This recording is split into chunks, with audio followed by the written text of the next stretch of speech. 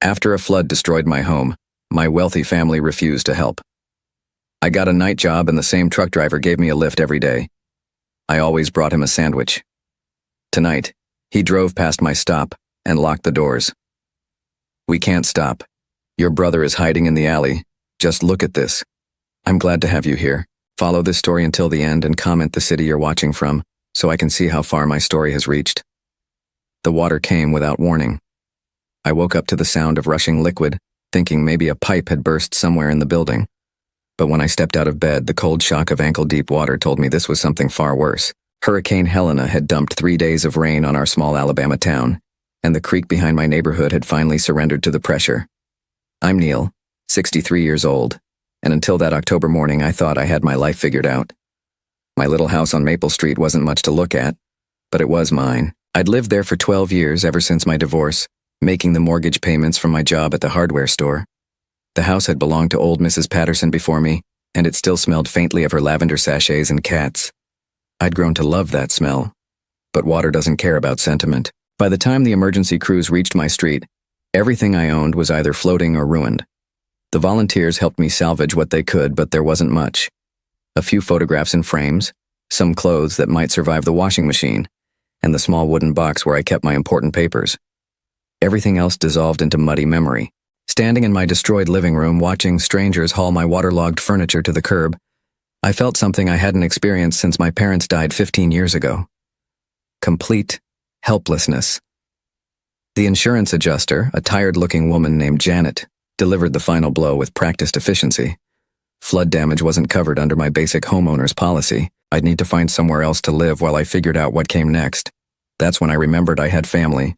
Katrina lived 23 miles away in Millbrook, in a house that could fit 6 of my old places. My older sister had always been the successful one, the one who'd married well and built a life that looked perfect from the outside. Robert, her husband, owned 3 car dealerships, and Katrina managed a boutique real estate firm that catered to wealthy clients. They'd never had children, but they had money, plenty of it. I hadn't spoken to Katrina in almost 2 years, not since our last awkward Christmas dinner where she'd made subtle comments about my simple lifestyle while showing off her latest kitchen renovation. But surely, when faced with my current situation, she'd remember we were family. Surely she'd help. I called her on Tuesday evening, 3 days after the flood. My voice shook slightly as I explained what had happened. I tried to keep it brief, factual. I didn't want to sound like I was begging. "Oh, Neil," she said, and for a moment, relief flooded through me. Her tone sounded concerned, caring. "That's terrible. I saw the news about the flooding down there. I lost everything, Katrina. The insurance won't cover it. I'm staying at the Red Cross shelter right now, but they say it's only temporary. I was wondering if maybe I could stay with you and Robert for a few weeks, just until I get back on my feet." The silence stretched so long I thought the call had dropped. When she finally spoke, her voice had changed completely. Gone was the concern, replaced by something cold and distant. "Neil, you know Robert and I don't have space for house guests. We're very private people. I wouldn't be any trouble. I just need a place to sleep and shower.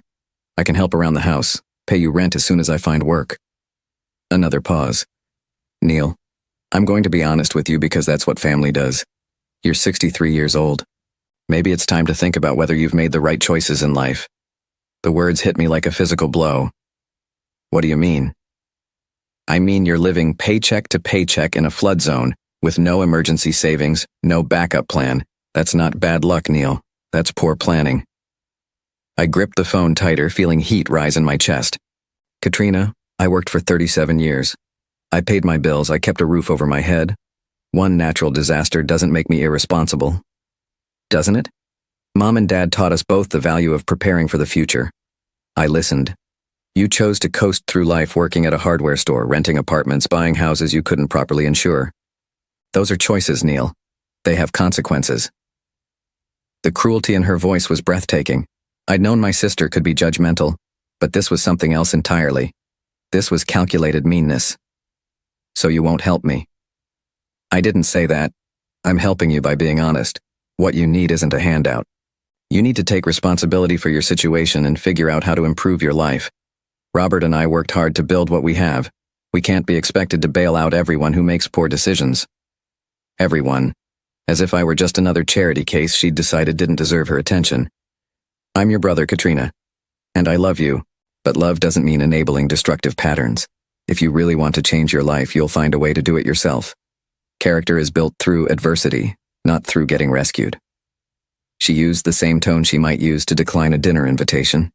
Polite but firm, final. I hung up without saying goodbye. That night, lying on a cot in the Red Cross shelter listening to the snores and whispers of 30 other displaced people, I stared at the ceiling and tried to make sense of what had happened. My own sister had essentially told me I deserved to lose everything because I wasn't wealthy like her. She'd turned my crisis into a character evaluation and found me lacking. The next morning I walked to the nearest employment office and took the first job they offered. Overnight custodial work at a medical office complex. The pay was $800 a week, enough to rent a small apartment and buy groceries if I was careful.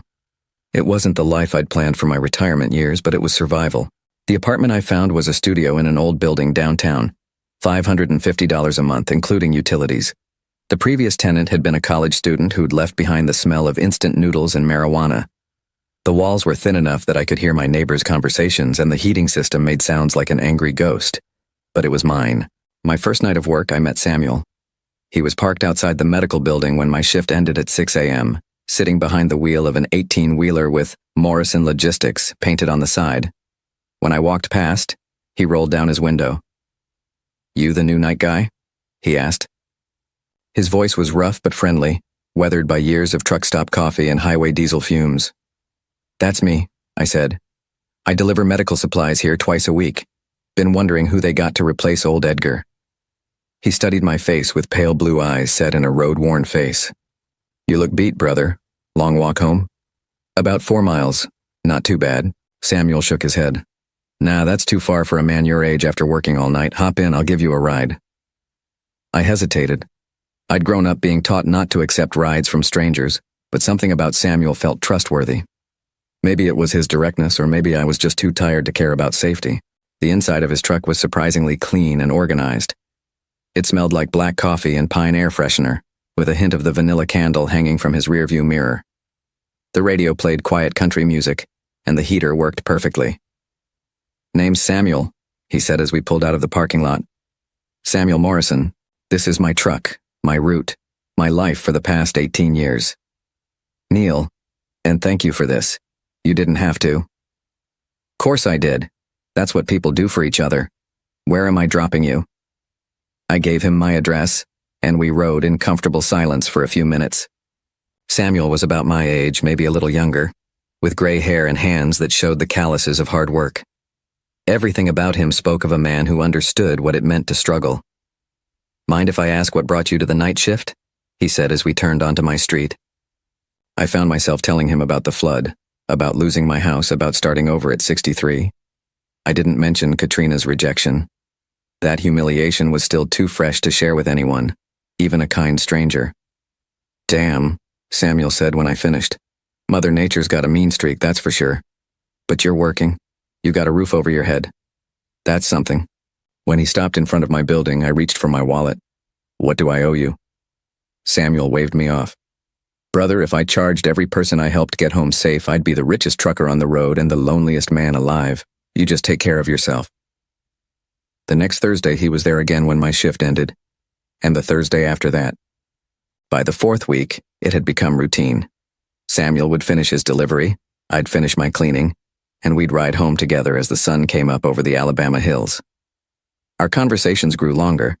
I learned that Samuel had been married for 28 years to a woman named Grace who'd died from cancer 3 years earlier. He had 2 grown daughters who lived in California and worried about him driving long haul at his age. He'd been thinking about retirement, but the road was the only life he'd ever known. Grace always said I was too stubborn to quit, he told me one morning as we sat in his truck outside my building, neither of us in a hurry to end our conversation. She was probably right. I started bringing coffee for both of us and then pastries from the bakery down the street. Eventually, I began making sandwiches the night before work. Ham and Swiss, turkey and provolone, whatever looked good at the grocery store. Samuel always protested, said I didn't need to feed him, but he ate every bite. "Man could get used to this kind of service," he said one morning, unwrapping a roast beef sandwich I'd made with horseradish sauce the way my ex-wife used to like it. "You're gonna spoil an old trucker." "Least I can do for the taxi service," I replied. But we both knew it was more than that. Samuel had become the bright spot in my upside-down life. Our morning rides were 20 minutes of easy friendship in a world that had suddenly turned cold and complicated. Sometimes he'd tell me stories about the places his roots took him, the people he'd met in diners and truck stops across the South. Other times we'd sit in comfortable silence watching the town wake up around us. Samuel never asked about my family, never pushed for details about my past. He seemed to understand that some stories took time to tell. What I didn't tell him was how much those rides meant to me. After Katrina's rejection, after losing everything I'd thought was permanent in my life, Samuel's kindness felt like proof that decent people still existed. He didn't know anything about my bank account or my life choices. He just saw a man who needed help getting home, and he provided it without judgment or conditions. For 3 months, this became my new normal. Work all night, ride home with Samuel, sleep until afternoon, make dinner, make tomorrow's sandwiches, and head back to work. It wasn't the retirement I'd imagined, but it was peaceful in its own way, predictable. I should have known it wouldn't last. I should have known that Katrina wasn't finished with me yet. The first sign something was wrong came on a Thursday morning in January. Samuel and I were sharing coffee in his truck after my shift, watching the sunrise paint the sky orange and pink above the medical building, when he mentioned seeing my landlord.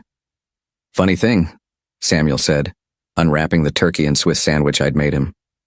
"Yesterday when I was making my delivery, I saw Bob Jenkins talking to some woman in a fancy car out front of your building." Bob Jenkins owned half the rental properties in downtown, including my studio apartment. He was the kind of landlord who collected rent in person and fixed problems with duct tape and prayer. I'd only spoken to him twice since moving in. "Did he say what it was about?" I asked, though I couldn't imagine why anyone would need to discuss my tenancy with a stranger. "Nah, but she was asking a lot of questions, real interested in who lived where, how long they'd been there, that kind of thing." Bob looked uncomfortable, kept shaking his head. Samuel took a bite of his sandwich and studied my face. "You expecting any visitors?" Something cold settled in my stomach. "No, nobody knows where I live except you and work." That wasn't entirely true. I'd had to provide my address when I'd applied for county assistance after the flood. I'd put it down on job applications and given it to the few creditors I was slowly paying back. But I couldn't think of any reason someone in a fancy car would be asking my landlord questions about me. "Probably nothing," Samuel said, but his tone suggested he didn't quite believe it. "Just seemed odd is all." I tried to push it out of my mind, but the feeling of unease lingered. That evening, as I was getting ready for work, my phone rang. The number looked familiar, but I couldn't place it. "Hello, is this Neil Holloway?" The voice was crisp, professional. "Yes." "This is Margaret Collins from Riverside Hospital. I'm calling about the custodial position you applied for last month." I frowned. I hadn't applied anywhere else. I was barely managing my current job, but I needed the income. "I think there's been a mistake. I didn't apply to Riverside." "Really? That's strange. We received your application and were going to offer you an interview, but then we got some concerning information about your work history." My pulse quickened. "What kind of information?" "Well, I probably shouldn't say, but someone called to let us know you'd had some issues with reliability and substance abuse problems. Given the nature of hospital work, we can't take chances." "That's not true. I've never had a drinking problem, and I've never missed a day of work in my life." Margaret's voice softened slightly. "I'm sorry, Mr. Holloway. I'm just telling you what we were told. If there's been a misunderstanding, maybe you should contact whoever provided that reference." She hung up before I could ask who had called them. I stared at my phone, trying to make sense of what had just happened. Someone had not only submitted a fake application in my name, but had also called to sabotage my chances of getting hired. Who would do such a thing? And why? The answer came to me slowly, like ice water dripping down my spine. The next morning, I asked Samuel to drive past Katrina's neighborhood on our way to my apartment. It was a detour that added 15 minutes to our trip, but I needed to see something. Millbrook Estates sat behind wrought iron gates that never quite closed properly, a neighborhood where every house looked like it belonged in a magazine. Katrina's place was a 2-story colonial with white columns and perfectly trimmed hedges that probably cost more to maintain than I made in a month. "Nice area," Samuel commented, as we drove slowly down Magnolia Lane. "What are we looking for?" I didn't answer immediately. I was staring at the silver BMW in Katrina's driveway, the same car I'd seen her driving the last time we'd had dinner together. But it was the conversation I could see happening in her front yard that made my blood run cold. Katrina was standing next to her mailbox, talking animatedly to a man in a brown uniform. Even from a distance, I could see her gesturing emphatically, shaking her head. making the same kinds of hand movements she'd used as a child when she was lying to our parents about broken dishes or missing cookies. "Keep driving," I said quietly. "Everything okay, Neil? Just keep driving." That afternoon, I called every job I'd applied for in the past month. 3 different employers told me the same story. They'd received calls warning them about my unreliability and personal problems. 2 others said they'd gotten letters detailing my supposed history of theft and dishonesty. All of the calls and letters had come from someone claiming to be a former employer, but the details were vague enough that no one had bothered to verify them. I was being systematically sabotaged, and there was only one person with both the motive and the connections to pull it off. When I confronted Katrina that evening, calling her from the parking lot outside the medical building, she didn't even try to deny it.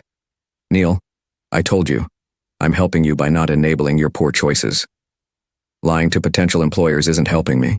It's destroying me." Her voice remained eerily calm. "You're destroying yourself. I'm just making sure you can't drag innocent people down with you." "What the hell does that mean?" "It means I know you better than these employers do. I know your pattern of taking the easy way out, of expecting other people to solve your problems. If you got hired somewhere better, you'd just coast along until the next crisis, and then you'd be calling me again, begging for help." The cruelty in her reasoning was breathtaking. She was sabotaging my attempts to improve my situation while claiming she was doing it for my own good. "You're my sister," I said, my voice shaking with anger. "We're supposed to look out for each other." "I am looking out for you. I'm forcing you to confront the reality of your situation instead of running away from it. You need to learn to solve your own problems, Neil. You're too old to keep depending on other people. I'm not depending on anyone. I'm working, I'm paying my bills, I'm trying to rebuild my life. With whose help? That truck driver who gives you rides? The charity workers who found you your apartment? You're still looking for people to rescue you instead of rescuing yourself." I hung up on her, but her words followed me into work that night. Was she right? Was I just another charity case looking for handouts and shortcuts? No. I'd worked every day since the flood. I'd taken the first job offered to me and shown up consistently. I was slowly paying back the money I'd borrowed from the Red Cross. I wasn't asking for rescue. I was asking for the basic decency that family members should show each other. But Katrina's campaign of sabotage was working. Over the next few weeks, I applied for dozens of positions and heard back from exactly none of them. Word was somehow spreading through the local job market that Neil Holloway was trouble, a bad risk, someone to avoid. The worst part was the isolation that came with it. I started noticing that people in my extended family were treating me differently. Cousins who'd always been friendly grew distant. My Aunt Dorothy, who used to call me every few months, stopped returning my messages. At first, I thought it was just my imagination, the paranoia that comes from too much stress and too little sleep. Then my cousin Mike called. "Neil, I gotta ask you something, and I hope you'll be straight with me." Mike was 3 years older than me, the son of my father's brother. We'd been close growing up, had stayed in touch sporadically over the years. His voice sounded strained, uncomfortable. "What's going on, Mike?" "Katrina called me last week. She's worried about you. Says you've been drinking heavily since the flood, making up stories about the family not helping you." I felt the ground shift beneath me. "She said what?" "She says you've been calling her drunk, making accusations, threatening to spread lies about her if she doesn't give you money. She's scared, Neil. She thinks you might be having some kind of breakdown."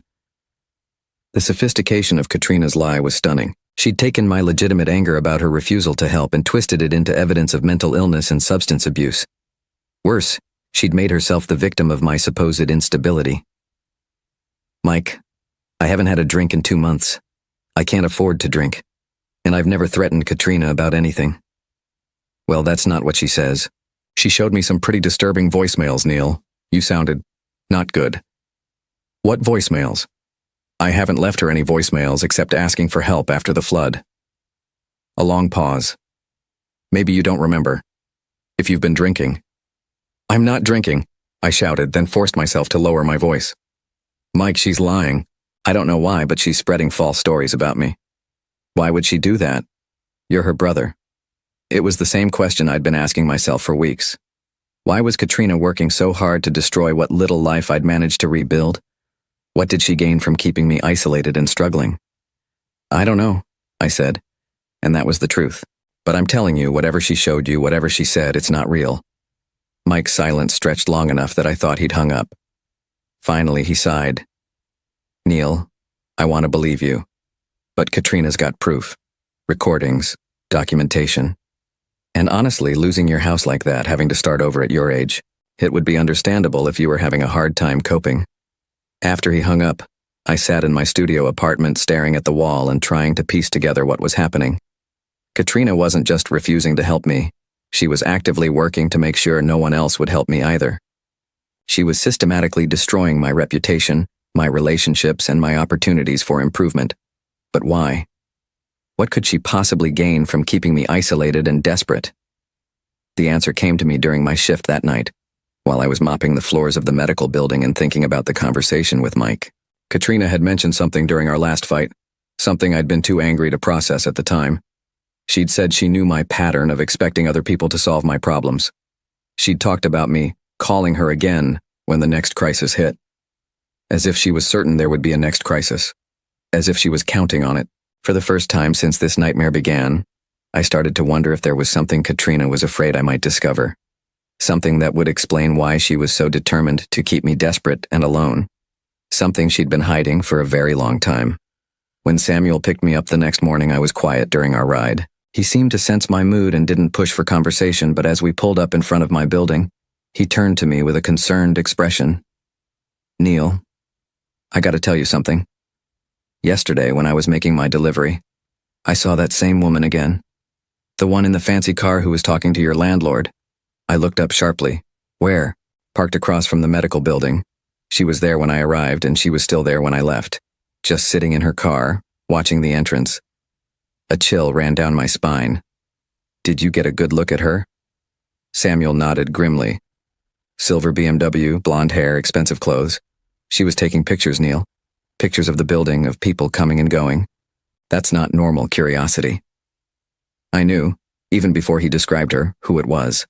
Katrina was watching me, documenting my routine, my habits, my associations. The question was why. "Samuel," I said slowly, "I think I'm in some kind of trouble. Real trouble." He studied my face for a long moment, then nodded. I figured as much. "What do you need?" The simple offer of help, after weeks of doors slamming in my face and family members turning away, was almost overwhelming. I had to clear my throat before I could speak. "I need someone to watch my back. Someone I can trust." "You got it," Samuel said without hesitation. "Whatever's going on, we'll figure it out together." As I climbed the stairs to my apartment, I felt something I hadn't experienced in months. Hope. Katrina had underestimated me, and she definitely underestimated Samuel. She thought she could isolate me completely, make me so desperate that I'd have no choice but to accept whatever she was planning. She was wrong. But as I unlocked my door and stepped into the small space that had become my refuge, I couldn't shake the feeling that I was missing something important. Some crucial piece of the puzzle that would explain why my own sister was working so hard to destroy me. I was about to find out just how deep her deception ran, and just how much I stood to lose if I didn't stop her soon. It was the second Thursday in February when Samuel saved my life, though I didn't realize it at the time. The night started like any other. I finished my custodial rounds at the medical building, cleaned the break room one last time, and locked up at exactly 6 a.m. Samuel's truck was idling in its usual spot, exhaust visible in the cold morning air, but something was different about his expression when I climbed into the passenger seat. Instead of his usual easy smile, Samuel's jaw was tight, his pale blue eyes scanning the parking lot like he expected trouble.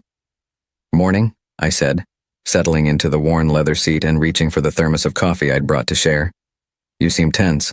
Samuel put the truck in gear but didn't immediately pull out of the parking lot.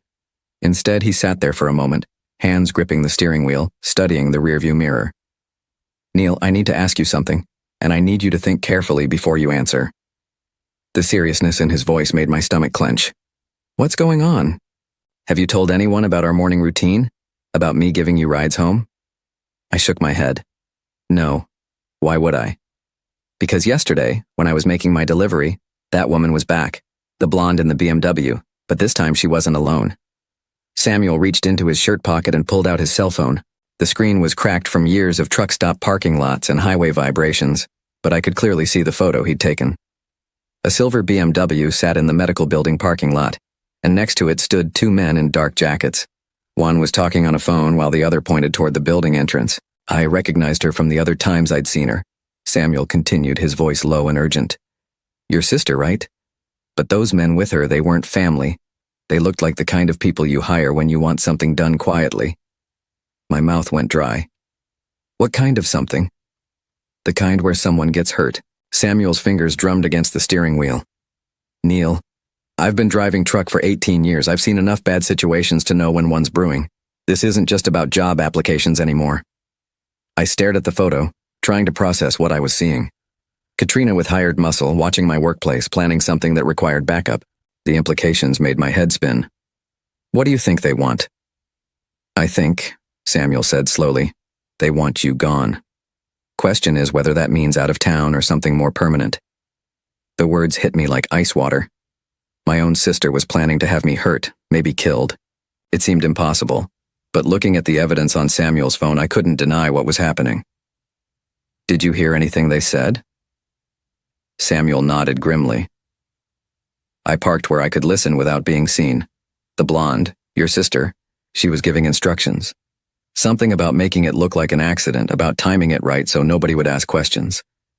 My hands started shaking. An accident?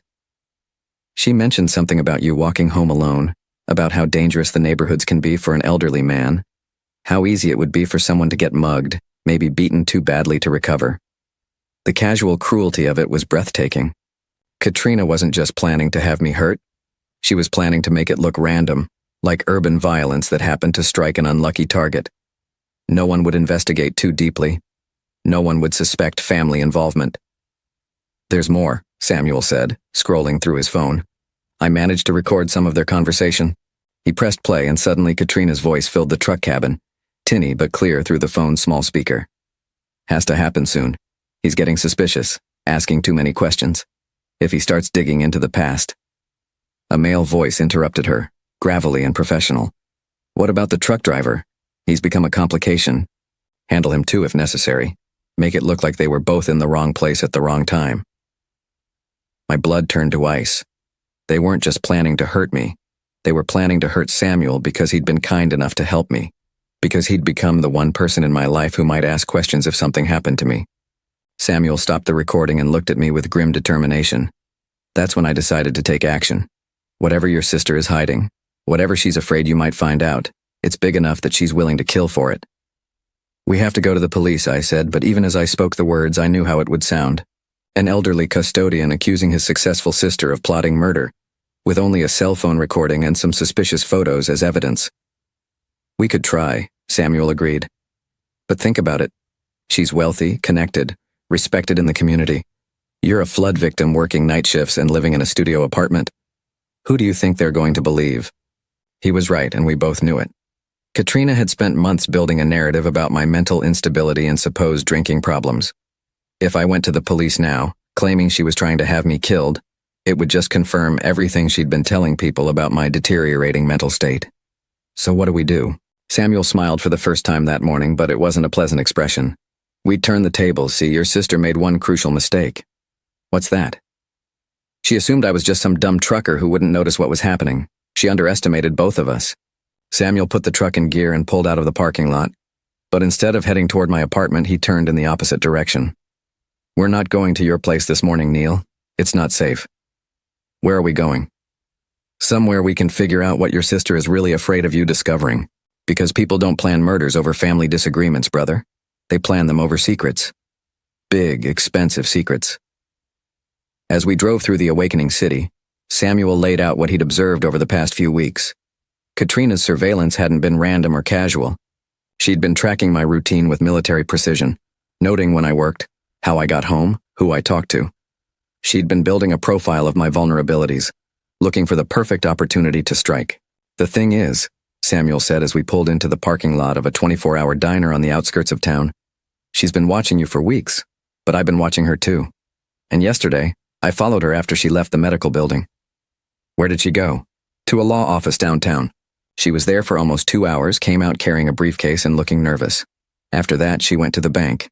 Then she made a stop that really got my attention. Samuel parked the truck and turned to face me fully. She went to a storage facility on Industrial Boulevard, Unit 237. She had a key, went in alone, stayed for about 20 minutes. When she came out, the briefcase was gone. My mind raced. What do you think was in the briefcase? Documents. Papers that are important enough to hide but accessible enough to retrieve quickly when needed. Samuel's expression grew thoughtful. Neil, I want you to think back. When your parents died, was there anything about the estate settlement that seemed strange to you? The question hit me like a lightning bolt. I'd been so focused on the immediate crisis of Katrina's sabotage and threats that I hadn't thought about the deeper past, about the foundational relationship between us that had shaped everything that followed. There wasn't much to settle, I said slowly. Mom and Dad lived modestly. They had the house, some savings, a few investments. Katrina handled everything because she was the executor. She said after paying off their debts and funeral expenses, there wasn't much left, maybe $15,000 total. Did you see any of the paperwork? Bank statements, insurance policies, property valuations? I shook my head. Katrina said it would just upset me to go through all the details. She handled it all and gave me my share. $7,500. Samuel's eyes narrowed.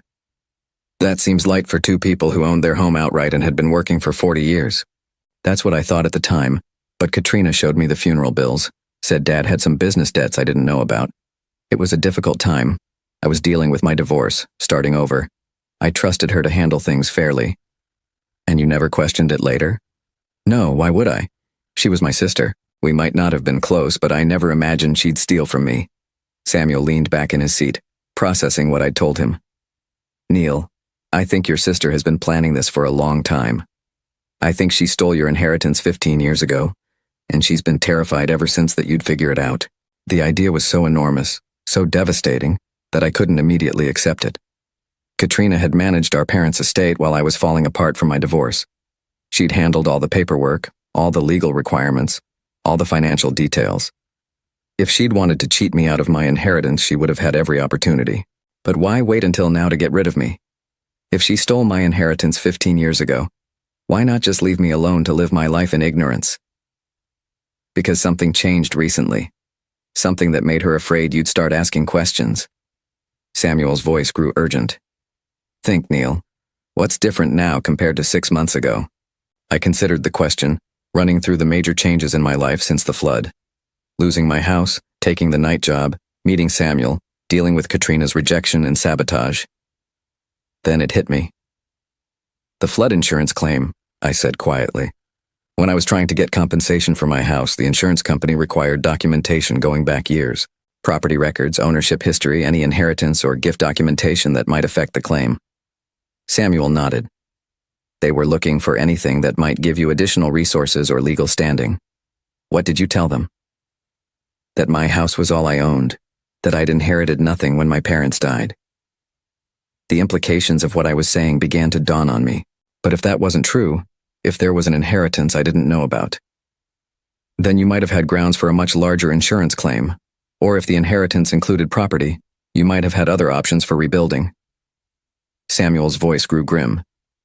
And if you'd started digging into your family's financial history to support your insurance claim, you might have discovered what really happened to your parents' estate. We sat in silence for a moment, watching early morning commuters stream past the diner windows. The implications of Samuel's theory were staggering. If Katrina had stolen my inheritance, she'd been living off money that was rightfully mine for 15 years. Worse, she'd watched me struggle through job loss, divorce, and now the flood, all while sitting on resources that could have helped me. We need proof, I said finally. We need to get into that storage unit, Samuel agreed. But that's going to be tricky. It's a secure facility and we can't exactly ask Katrina for the key. What about breaking in? Samuel shook his head. Too risky. Security cameras, alarms, possible felony charges if we're caught. We need a smarter approach. Like what?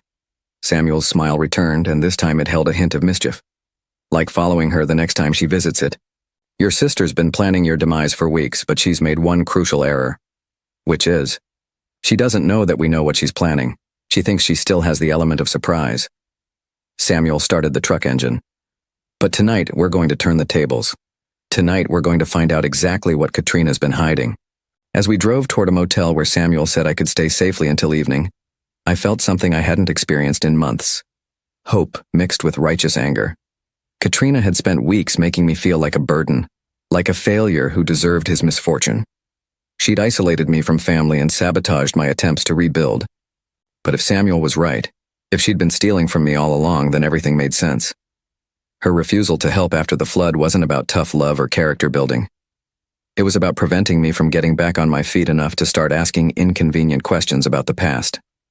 "Samuel," I said as we pulled into the motel parking lot, "whatever we find tonight, I want you to know that you've given me something I thought I'd lost forever." "What's that?" "The knowledge that I'm not alone. That someone gives a damn whether I live or die." Samuel's weathered face softened. "Brother, family isn't about blood. It's about who stands by you when the world falls apart. You've got family, you've just been looking in the wrong places." That evening, as we prepared to follow Katrina to whatever secret she was hiding, I realized that Samuel was right. I'd spent my entire adult life believing that family meant unconditional support, that blood relations would always protect each other. But sometimes the people who share your DNA are the ones who hurt you most. And sometimes the people who become your true family are the ones who show up in 18-wheelers with coffee and sandwiches, ready to risk everything to help a stranger find justice.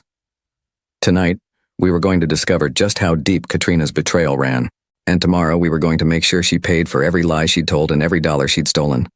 The reckoning was coming. Samuel and I spent that day at the Sunrise Motel, a faded establishment on the highway where the rooms rented by the week and nobody asked questions about why a trucker and an elderly custodian were planning what amounted to surveillance. Samuel had registered under a false name and paid cash, explaining to the desk clerk that we were taking turns driving and needed somewhere quiet to rest. The room smelled like disinfectant and old carpet, but it felt safer than my studio apartment. Samuel had brought supplies, a pair of binoculars, a camera with a telephoto lens, energy bars, and 2 thermoses of coffee. He'd also brought something I hadn't expected, a laptop computer. "My daughter got this for me last Christmas," he explained, opening the silver device on the scratched motel table. "Said I needed to join the 21st century. I mostly use it for email and checking weather reports, but it's got one feature that's going to help us tonight." He clicked through several screens until a map appeared, showing our location and the surrounding area. "GPS tracking. If we can get close enough to your sister's car, I can attach a magnetic tracker I borrowed from my dispatcher. We'll know everywhere she goes." I stared at the technology, impressed despite the circumstances. "You came prepared. 20 years of marriage to a woman who solved crossword puzzles for fun teaches you to think ahead," Samuel said with a sad smile. "Grace always said the best plans have backup plans." We spent the afternoon reviewing everything we knew about Katrina's routine. She typically left her house around 7 p.m. on weekdays, often driving to her real estate office to handle paperwork or meet with clients. Samuel had observed her visiting the storage facility twice in the past month, always in the evening when the facility was less busy. "Tonight feels different, though," Samuel said, adjusting the focus on his binoculars as we practiced our surveillance setup. "Yesterday, after she met with those men, she seemed agitated, rushed. People make mistakes when they're under pressure." At 6:30 p.m., we drove to Millbrook Estates in Samuel's truck, parking 3 blocks away in the lot of a grocery store that had a clear view of Katrina's street. Samuel had changed the license plate on his truck, replacing it with one he kept for deliveries to job sites where contractors sometimes borrowed company vehicles. "Won't someone notice it's missing?" I asked. "It's registered to a truck that's been in the shop for 2 months. By the time anyone figures out it's been borrowed, this whole thing will be over." We didn't have long to wait. At 7:15 p.m., Katrina's silver BMW pulled out of her driveway. She was alone, which was both a relief and a concern. Relief because it meant fewer people to avoid. Concern because it might mean she was planning to meet the men from yesterday somewhere else. Following someone without being detected is harder than it looks in movies. Samuel had to balance staying close enough to track Katrina's movements with remaining far enough back that she wouldn't notice the same truck behind her for multiple turns. He was surprisingly good at it, using other vehicles as cover and timing traffic lights to maintain distance. Katrina's first stop was downtown, at the law office Samuel had mentioned. She parked in front of a building that housed 3 different legal firms, and Samuel managed to attach the GPS tracker to her car while she was inside. The whole operation took less than 30 seconds. "Former military?" I asked as he slid back into the truck. "Former husband of a woman who locked herself out of her car twice a month for 28 years, he replied. "You learn to work fast with car doors." Katrina emerged from the law office 45 minutes later, carrying a manila envelope and looking around nervously before getting into her car. Samuel's laptop immediately showed her location as a blinking dot on the map. Her next stop was the storage facility. Industrial self-storage sat on a 5-acre lot surrounded by chain-link fencing and security cameras. The facility was older than some of the more modern storage companies, with rows of orange roll-up doors that looked like garage doors in a military barracks. Katrina used a key card to enter through the main gate, driving slowly toward the back of the complex. Unit 237, Samuel murmured, consulting a facility map he'd printed from their website. Back corner, away from the office and main traffic. Smart choice if you're trying to avoid attention. We parked across the street behind an abandoned gas station, using Samuel's binoculars to watch as Katrina pulled up in front of a unit in the last row. She looked around carefully before getting out of her car, then used a key to open the roll-up door. Even from our distance, I could see that the storage unit was nearly full. Boxes lined the walls and what looked like filing cabinets sat in the middle of the space. Katrina went directly to one of the filing cabinets, opening a drawer and removing several folders. She's done this before, Samuel observed. Knows exactly where everything is. Katrina spread the folders on top of one of the boxes, comparing documents from the manila envelope she'd brought with papers from the storage unit. Even through the binoculars, I could see her frustration growing. She kept shaking her head, making notes on a yellow legal pad, checking and rechecking the papers. Something's wrong, I said. She looks upset. Maybe the lawyers told her something she didn't want to hear. After 20 minutes, Katrina gathered everything back into the folders and returned them to the filing cabinet. But instead of leaving immediately, she walked to the back of the storage unit and opened a large cardboard box. From inside, she pulled out what looked like a thick photo album. She stood there for several minutes, flipping through pages, and even from our distance, I could see her shoulders shaking. She was crying. "What do you think she's looking at?" Samuel asked. "Family pictures, maybe. Mom and Dad's things from after they died. Or evidence of what she did to you." Eventually, Katrina put the album back in the box and left the storage unit, carefully locking the door behind her. She sat in her car for another 10 minutes, making phone calls and apparently arguing with whoever was on the other end. Finally, she drove away, heading back toward her house. Samuel and I waited another hour to make sure she wasn't coming back, then we made our move. "The security cameras are motion activated," Samuel explained as we approached the facility's back fence. "If we stay low and move slowly, we might be able to avoid triggering them." Breaking into the storage facility turned out to be easier than expected. The back fence had a gap where one of the posts had been damaged, probably by a delivery truck backing up too close. We squeezed through the opening and made our way to Unit 237, staying in the shadows between buildings. The lock on Katrina's unit was more sophisticated than the standard padlock most people used, but Samuel had come prepared for that too. From his jacket pocket, he produced a set of lockpicks that looked like they belonged in a spy movie. "Another skill learned during your marriage?" I asked. "Grace had a habit of locking herself out of everything," he said with a grin, working the picks with practiced efficiency. "Cars, houses, her jewelry box, you name it. I got tired of calling locksmiths." The lock clicked open after 5 minutes of careful manipulation. Samuel lifted the roll-up door just enough for us to crawl inside, then closed it behind us and turned on a small flashlight. The storage unit was like a museum of my family's history. I recognized furniture from my parents' house, including the dining room table where we'd eaten Sunday dinners for 20 years. Boxes labeled in my mother's careful handwriting, Christmas decorations, photo albums, Dad's tools, important papers. But it was the filing cabinet that drew our attention. The drawer Katrina had accessed was labeled Estate Documents. Inside, we found folder after folder of papers related to my parents' finances, bank statements, investment records, insurance policies, property deeds. Samuel spread them across the top of a box while I held the flashlight. What we discovered made my hands shake so violently I almost dropped the light. My parents hadn't been struggling financially when they died. They'd been wealthy. Bank statements showed account balances totaling over $300,000. Investment portfolios detailed stocks and bonds worth another $120,000. Most shocking of all was the life insurance policy. $200,000 with both Katrina and me listed as equal beneficiaries. $620,000, Samuel said quietly, adding up the totals. Split between 2 children, that's over $300,000 each. I stared at the documents, trying to reconcile them with what Katrina had told me 15 years ago. She'd said our parents died nearly broke, that after paying debts and funeral expenses there was only $15,000 to split between us. "Look at this," Samuel said, holding up another folder. "Probate court documents." The official estate filing showed the same numbers we'd just discovered, but attached to it was a second set of documents filed 6 months later that told a completely different story. The revised filing claimed that additional debts had been discovered, reducing the estate's value to exactly $15,000. What kind of debts? I asked. Samuel flipped through more papers until he found what looked like loan documents. Business loans guaranteed by your father. Equipment purchases for a company called, let me see, Morrison Landscaping Services. My father never owned a landscaping company. He worked at the phone company for 37 years. No, but look at the signature on these loan documents. Samuel held up the papers so I could see them clearly. That's not your father's handwriting. He was right. The signature was close, but the loops and angles were subtly different from the documents I knew my father had signed. Someone had forged his name on loan agreements totaling over $400,000, then used those fake debts to justify stealing most of the inheritance. She created fake companies, fake loans, fake debts, I said, the enormity of the fraud beginning to sink in. She stole everything and made it look legal. And she's been living off your money for 15 years, Samuel added grimly.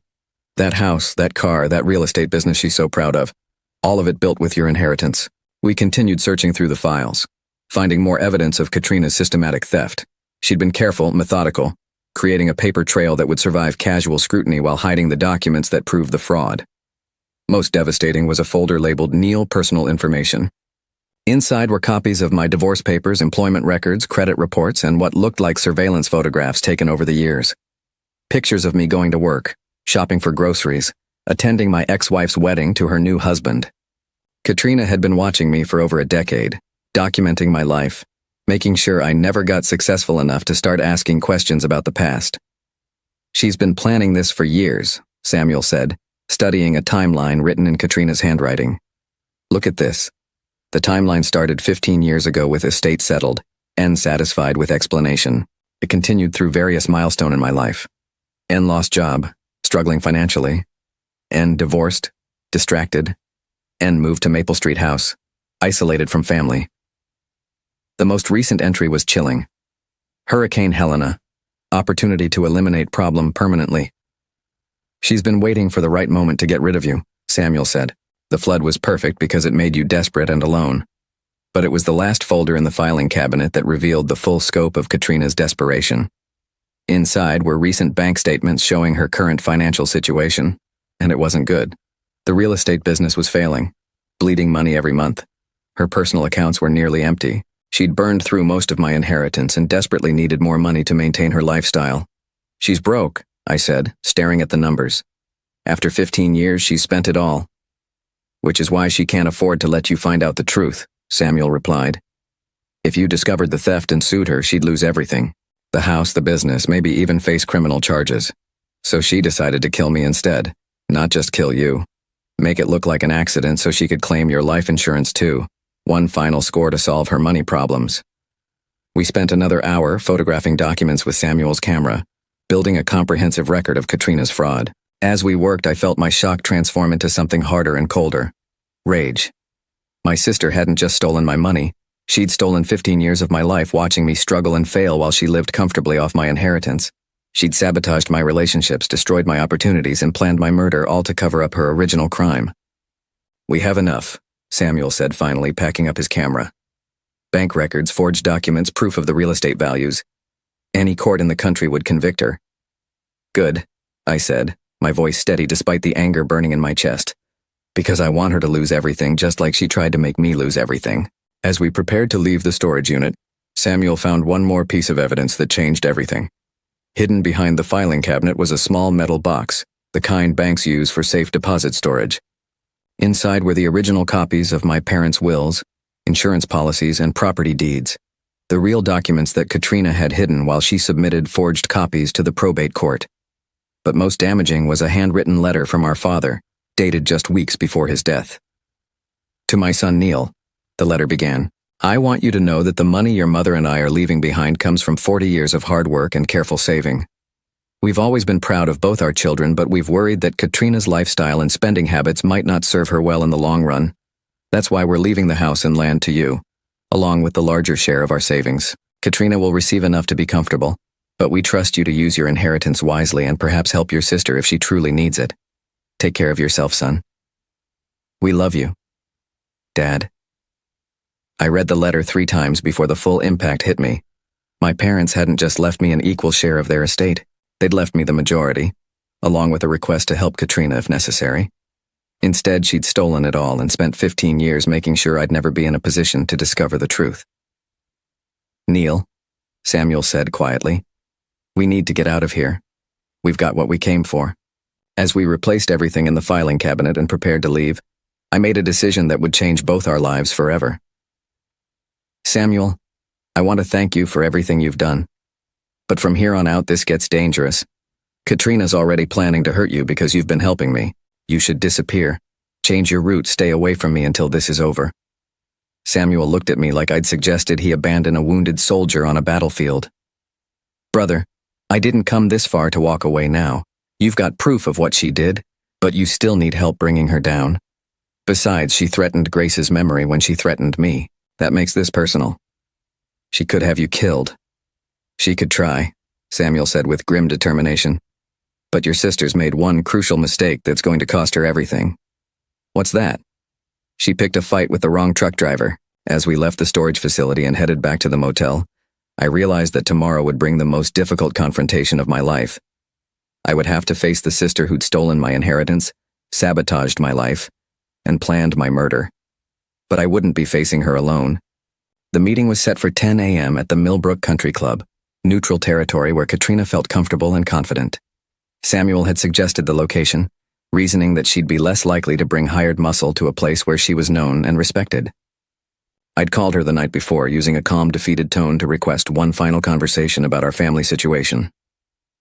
"I've been thinking about what you said," I'd told her over the phone, "about taking responsibility for my choices. Maybe you're right. Maybe it's time I stopped fighting and accepted reality." The relief in her voice had been audible. "Oh, Neil, I'm so glad you're finally seeing reason. We can work something out, I'm sure.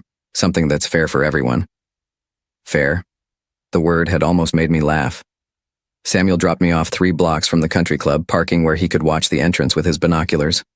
We'd planned every detail of the confrontation, including multiple exit strategies in case things went wrong. The manila envelope in my hands contained copies of every document we'd found, organized in chronological order to tell the complete story of Katrina's 15-year deception. "Remember," Samuel had said as I got out of the truck, "she's going to deny everything at first. Don't show her the evidence all at once. Let her dig herself deeper with each lie." The Millbrook Country Club looked like something from a movie about wealthy Southern families. White columns, manicured lawns, and the kind of understated luxury that whispered rather than shouted about money. I'd never been inside before, but the hostess recognized Katrina's name and led me to a private dining room overlooking the golf course. Katrina was already there, sitting at a small table with her back to the window. She was dressed impeccably as always, in a cream-colored suit that probably cost more than I made in a month. Her blonde hair was perfectly styled, her makeup flawless. She looked every inch the successful businesswoman, the responsible sister who'd built a life worth envying. She also looked nervous. "Neil," she said, standing to greet me with a careful smile. "You look better. Have you been getting more sleep?" I sat down across from her, placing the manila envelope on the table between us. "I've had a lot to think about lately." "I'm sure you have. And I want you to know that I've been thinking too, about our relationship, about how we can move forward as a family." The waitress brought coffee without being asked, apparently part of Katrina's regular routine. I waited until we were alone again before responding. "I've been thinking about Mom and Dad," I said, "about what they would have wanted for us." Katrina's smile softened, becoming more genuine. They would have wanted us to take care of each other, to be there for family when times get hard. "Is that what you've been doing? Taking care of me?" "In my own way, yes. I know it might not seem like it, but tough love is still love, Neil. Sometimes caring about someone means not enabling their mistakes." I nodded thoughtfully. "You're probably right. I've made a lot of mistakes over the years. Poor financial decisions, bad planning, not preparing for emergencies." "Exactly." Katrina leaned forward slightly, encouraged by my apparent agreement. "But it's never too late to change. You're still relatively young, still capable of building a better life for yourself. With your help?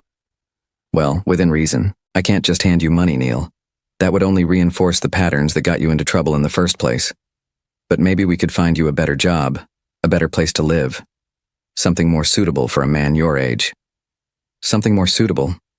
Like a grave, I thought, but didn't say. "That's very generous," I said instead. "But I have to ask you something, and I need you to be completely honest with me. Katrina's expression grew cautious. Of course. What is it? When Mom and Dad died, when you handled their estate, was there really only $15,000 left after paying their debts? The question hit her like a physical blow. I saw her stiffen, saw her carefully composed expression flicker for just a moment before she regained control. Neil, we've been over this. I showed you all the paperwork at the time. The funeral expenses, the outstanding bills, the legal fees. There wasn't much left. But there could have been more originally before the debts were paid. Yes, there was more initially. But you have to understand, Mom and Dad had made some financial commitments that weren't immediately obvious. Business loans, guarantees for friends, things like that. Her first lie. Samuel had been right about letting her dig herself deeper. What kind of business loans? Oh, you know Dad. He was always trying to help people, co-signing for neighbors who needed equipment loans, that sort of thing. Very generous, but not always wise. Equipment loans for what kind of business? Katrina's pause was barely perceptible, but I caught it. Landscaping equipment, I think. Or maybe construction. I'd have to check the records to be sure. Her second lie, the fictional Morrison Landscaping Services. Katrina, I need to tell you something. Last week, I applied for additional flood relief assistance. They required documentation of any assets or inheritance I might have received in the past 20 years. The color drained from her face. What? What did you tell them? The truth, that I'd inherited nothing significant when our parents died. But they said they needed to verify that with official records. I opened the manila envelope and pulled out the first document, the original probate filing showing the estate's true value. This is what they found. Katrina stared at the document, her hands trembling slightly as she recognized her own handwriting on the legal forms. Neil, I can explain. $620,000, I said quietly. That was the real value of Mom and Dad's estate. Bank accounts, investments, life insurance, the house and property. Over $300,000 that should have come to me. You don't understand the complexities involved in settling an estate. There were so many factors. Like Morrison Landscaping Services? I pulled out the forged loan documents. The company that Dad supposedly guaranteed loans for. Except Dad never owned a landscaping business and this isn't his signature. Katrina's breathing became shallow, rapid. Neil, you're jumping to conclusions. There are explanations for all of this.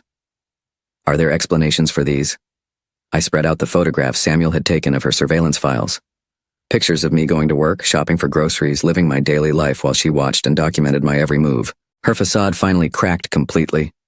The careful composure, the loving concern, the sisterly worry, all of it fell away, leaving something cold and calculating. You broke into my storage unit. I discovered the truth about what you've been doing to me for 15 years. Katrina sat back in her chair, her mind racing. I could see her weighing options, considering damage control strategies, trying to find a way to spin the situation to her advantage. Even if some of the paperwork was irregular, she said carefully, that doesn't change the fundamental facts. Mom and Dad trusted me to handle their affairs. They knew I would make responsible decisions. Responsible decisions like forging Dad's signature on loan documents, like stealing my inheritance and watching me struggle for over a decade. I didn't steal anything. I made executive decisions about how to distribute assets in a way that would benefit both of us long term. The sheer audacity of her rationalization was breathtaking. Even caught red-handed with evidence of massive fraud, she was still trying to frame it as good judgment. Benefit both of us? Katrina, you've been living in a mansion while I work night shifts just to afford a studio apartment. You drive a car that costs more than I made in 2 years. How exactly did stealing my inheritance benefit me? Because you would have wasted it. The words exploded out of her with 15 years of suppressed justification. You would have spent it on some foolish investment or given it to that ex-wife of yours or lost it gambling or drinking. I saved you from yourself. By taking everything that was rightfully mine. By putting it to better use. I built a business, I created value, I made smart investments. Your $300,000 became the foundation for a real estate empire. An empire that's currently bleeding money every month. I pulled out her recent bank statements. You're broke, Katrina. You spent 15 years living off my inheritance and now it's gone. Her eyes widened as she recognized the documents. How did you? The same way I found out about the men you hired to have me killed. The accusation hung in the air between us like a live wire. Katrina's face went completely white, her hands gripping the edge of the table. I don't know what you're talking about. The medical building parking lot. Two men in dark jackets discussing the best way to make my death look like a random mugging. I pulled out Samuel's phone and played the recording of her voice discussing plans for my accident. Katrina listened to her own words with growing horror, realizing that her entire conspiracy had been documented, recorded, and preserved as evidence. Neil, that wasn't what it sounded like. I was trying to protect you. Protect me from what? From making the wrong decisions. If you'd discovered the truth about the inheritance, you would have sued me, destroyed my life, taken everything I'd worked for. I couldn't let that happen. So you decided to murder me instead. I decided to find a permanent solution to a problem that was spiraling out of control. There it was, the admission I needed. Katrina had just confessed to planning my murder, in a room at her own country club, surrounded by the kind of witnesses who would remember every detail. You hired men to kill me because I might have discovered that you stole my inheritance. I hired men to solve a problem before it destroyed both our lives. I gathered the documents back into the manila envelope, my hands completely steady despite the magnitude of what I'd just accomplished. 15 years of lies, theft, and deception had just collapsed in the space of an hour. Where does that leave us, Katrina? She stared at me with wild eyes, her perfect composure completely shattered. What do you want? I want my inheritance back, all of it, with 15 years of interest. I don't have that kind of money anymore. Then you'll sell the house, the business, everything you bought with my stolen inheritance. You'll liquidate every asset and return what you took from me. And if I refuse? I stood up, tucking the envelope under my arm. Then I go to the police with evidence of forgery, fraud, theft, and conspiracy to commit murder. You'll lose everything anyway. Plus you'll spend the rest of your life in prison. Katrina sat frozen, staring at the table where the evidence of her crimes had been spread out moments before. The reality of her situation was finally sinking in. She'd spent 15 years building a life on stolen money, and now the foundation was crumbling beneath her.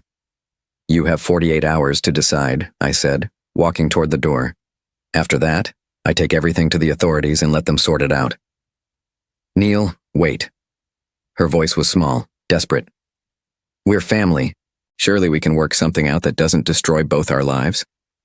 I paused at the door, looking back at the woman who had called herself my sister while planning my murder. Family doesn't steal from each other, Katrina.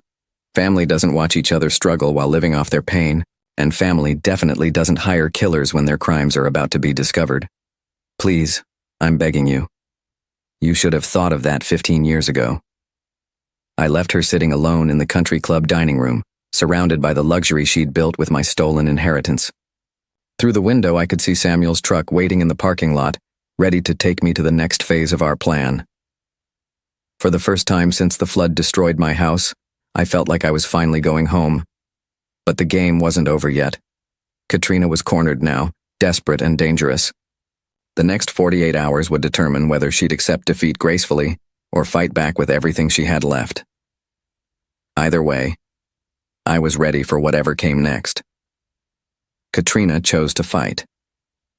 The call came 36 hours after our confrontation at the country club. Samuel and I were staying at a different motel, one farther from town where we felt safer while waiting for Katrina's response.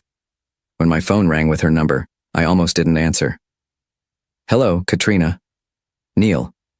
Her voice was different now, harder, stripped of all pretense. I've thought about your ultimatum. And I'm not going to be blackmailed by my own brother. If you take those documents to the police, I'll make sure you regret it. I'd expected this. Desperate people rarely surrender without exhausting every option, and Katrina had spent too many years in control to give up easily. What does that mean? It means I have resources you don't know about, connections, people who owe me favors. If you try to destroy my life, I'll make sure yours ends first. The threat was clear, but it didn't carry the weight she intended. Samuel had anticipated this exact response and prepared accordingly. Katrina, there's something you should know. This conversation is being recorded and copies of all the evidence are already in safe deposit boxes at 3 different banks. If anything happens to me or to Samuel, everything goes directly to the police.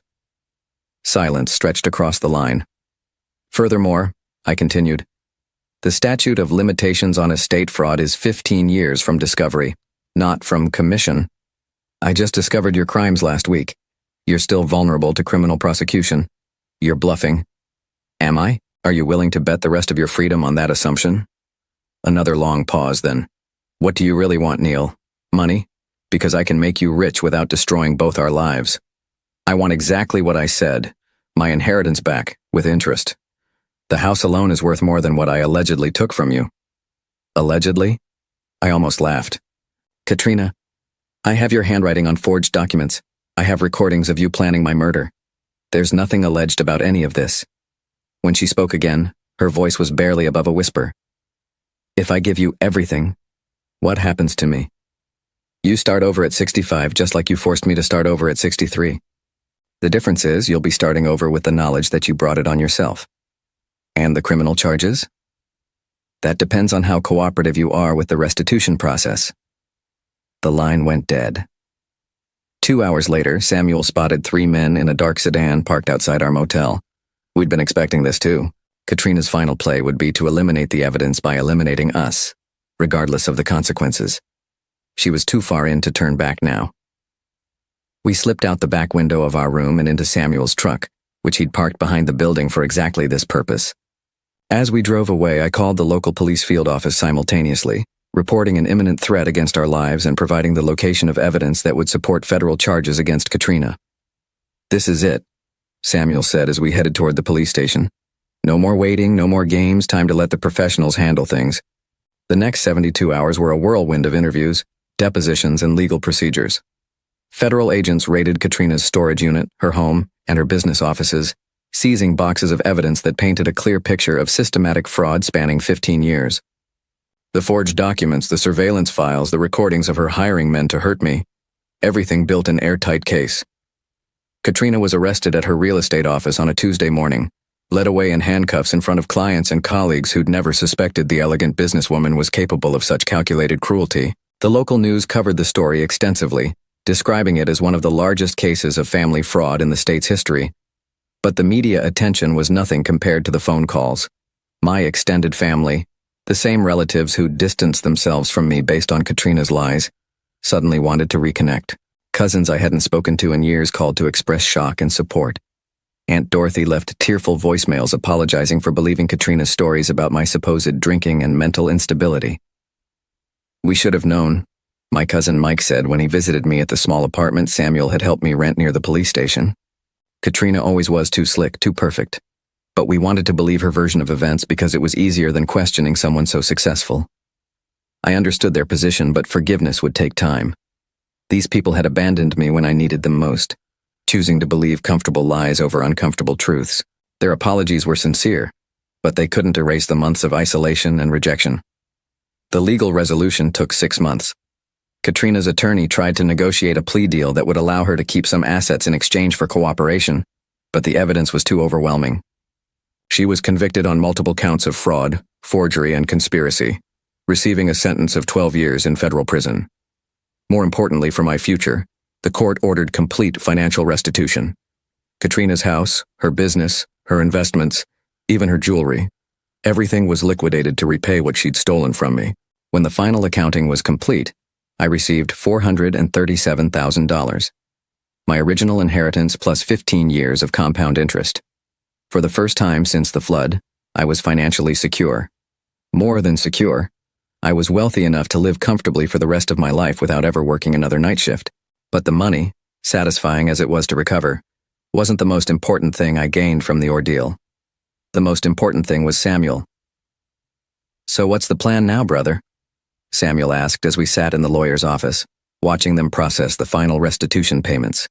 Big house, fancy car, country club membership? I'd been thinking about that question for weeks, ever since it became clear that justice would prevail and my financial future would be secure. What did a 63-year-old man do with sudden wealth and complete freedom? I'm thinking about buying some land, I said. Somewhere quiet, maybe with a workshop where I can work on projects that interest me instead of cleaning office buildings. Sounds nice, peaceful. Room for a friend to park his truck when he's between routes. Maybe build a guest house for a retired driver who's ready to stop living out of truck stops. Samuel's weathered face broke into a slow grin. You offering me a job, Neil? I'm offering you a home. A real one, with your own space and no schedule except what we decide for ourselves. What would I do all day? I've been driving truck for 18 years. Whatever you want. Fish, work in the garden, fix things that break, teach an old man how to use all the features on that laptop computer. Be family. The word hung between us, carrying all the weight of what we'd been through together. Samuel had risked his life to help me discover the truth, had stood by me when my actual family had turned away, had proven that blood means nothing compared to loyalty and genuine care. Family, Samuel repeated thoughtfully. I liked the sound of that. 6 months later, we were living on 43 acres of rolling hills an hour outside of town. The property had a main house, a workshop, and a smaller cabin where Samuel had set up his own space. We'd built a garage for his truck, though he'd officially retired from long-haul driving, and installed a workshop where we could pursue projects that interested us instead of working to survive.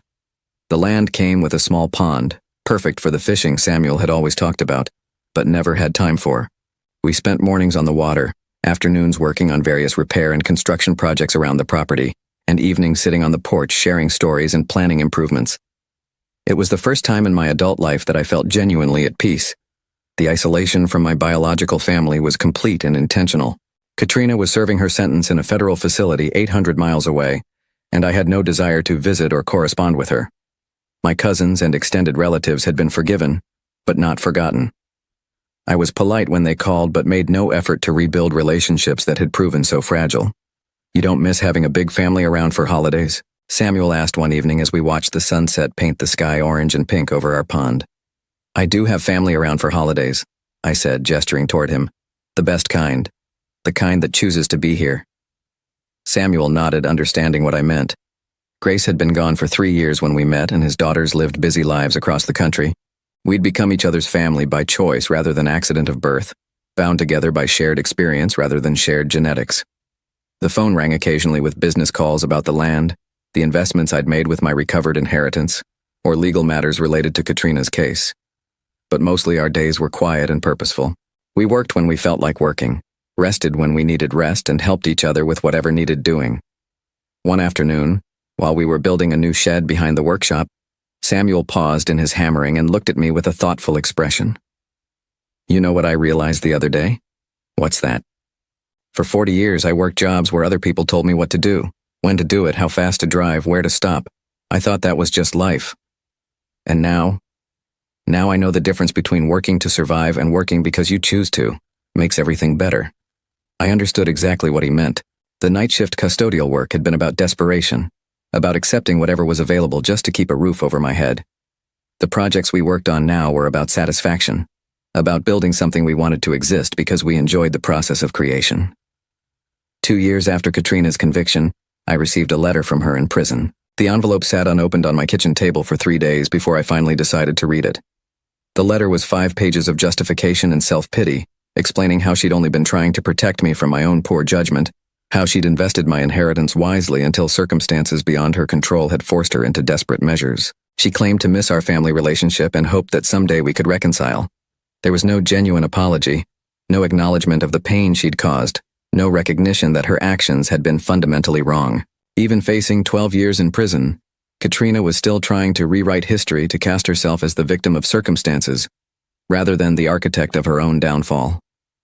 I burned the letter in the fireplace that evening, watching the pages curl and blacken until they became ash. Samuel didn't ask what I decided about responding to her. He understood that some relationships can't be repaired because they were never genuine to begin with. No regrets? He asked, as the last of the letter disappeared into flames. None, I said, and meant it completely. On my 66th birthday, Samuel and I hosted a small celebration on our land. A few neighbors we'd grown friendly with, the lawyer who'd helped recover my inheritance, and one of the agents who'd worked Katrina's case. Nothing elaborate, just grilled food and conversation as the sun set over our pond. 3 years ago, I was sleeping on a cot in a Red Cross shelter, I told the small group as we sat around a fire pit Samuel had built from stones we'd cleared from the pasture. I thought I'd lost everything that mattered. Turns out you hadn't lost anything important, Samuel said, raising his beer bottle in a casual toast. You'd just been carrying around some dead weight that needed to be cut loose. The others laughed, but I knew Samuel was exactly right. Losing my house in the flood had felt devastating at the time, but it had led me to discover truths that needed to be revealed and connections that needed to be made. If the hurricane hadn't forced me into that night shift job, I never would have met Samuel. If I hadn't been desperate enough to ask Katrina for help, I might never have learned about her betrayal. Sometimes, I said, looking around at the faces of people who'd become my chosen family. Losing everything you think you want is the only way to discover what you actually need. Samuel raised his bottle again. To new beginnings and real family.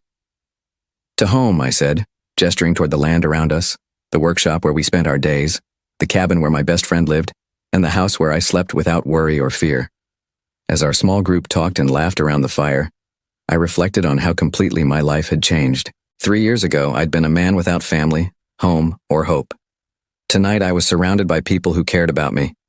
Living on land I owned free and clear, with enough money to live comfortably and the freedom to spend my days however I chose. The inheritance she'd stolen and spent was back in my hands, but the real treasure was sitting beside me, telling stories about his trucking days and planning tomorrow's fishing expedition. I'd started this journey believing that family was about blood, that home was about property, and that security was about money. Now I knew that family was about loyalty, home was about peace, and security was about having people in your life who would stand by you when everything fell apart.